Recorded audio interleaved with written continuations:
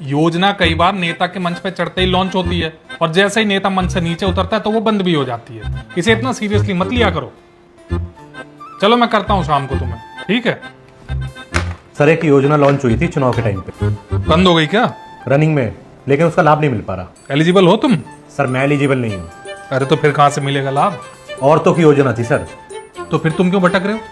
Sir क्योंकि जिनको लाभ लेना है ना, वो आपके दफ्तर के चक्कर काट काट के थक गए। अब उनके पैरों में इतनी जान नहीं है कि वो आ सके। कौन है? मेरी माँ है सर। अच्छा, हाँ जी। कौन सी योजना थी? माँ लक्ष्मी योजना थी सर। अच्छा, ये जो पिछले साल लॉन्च हुई थी वो? हाँ जी। तो फिर दिक्कत क्या आ रही है? दिक्कत ही दिक्कत है सर। एक तो ये योजना लेट शुरू हो रही है। अरे भैया ये शुक्र मनाओ कि योजना शुरू हो रही है। नहीं सर, उस टाइम तो ये बात हुई थी ना कि जीतते ही पैसे मिलने लगेंगे। किससे बात हुई थी? सर वादा हुआ था जनता से। देखो भाई अनिकेत सर। अनिकेत, इंडिया में वादा और पुल टूटने के लिए होते हैं, इसे सीरियसली मत लिया करो। पर सर हमने वोट तो इसलिए दिए थे ना। मतलब तुम लालची हो? सर अगर इसे लालची होना कहते हैं तो लालची तो हर कोई है। वो लोग वोट के लालची हैं, हम लोग योजना के। ठीक है भाई, ठीक है। एक बात बताओ, दिक्कत कहाँ आ रही है? सर उस योजना में कई सारे पॉइंट दिए हैं। पॉइंट मतलब? पॉइंट मतलब सर जिनसे पात्रता डिसाइड होगी। इसका मतलब तो ये हुआ कि तुम्हारी मम्मी पात्र नहीं है योजना के? सर महिला की योजना में सबसे ज्यादा जरूरी ये है ना कि वो महिला हो। महिला होने के अलावा और भी तो चीजें हैं जिसको देखना पड़ेगा।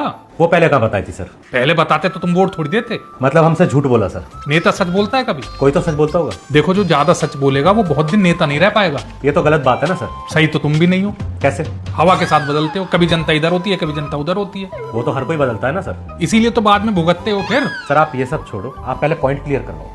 चलो पॉइंट पूरे करवा देते हैं तुम्हारे। एक बात बताओ, तुम्हारी मम्मी को 10 साल से ज्यादा हो गए दिल्ली में रहते हुए? सर मम्मी की पैदाइश ही दिल्ली में है। चलो एक पॉइंट तो हो गया। अब ये बताओ, तुम्हारी मम्मी की जो उम्र है वो 21 से 60 साल के बीच में है? 58 साल है सर।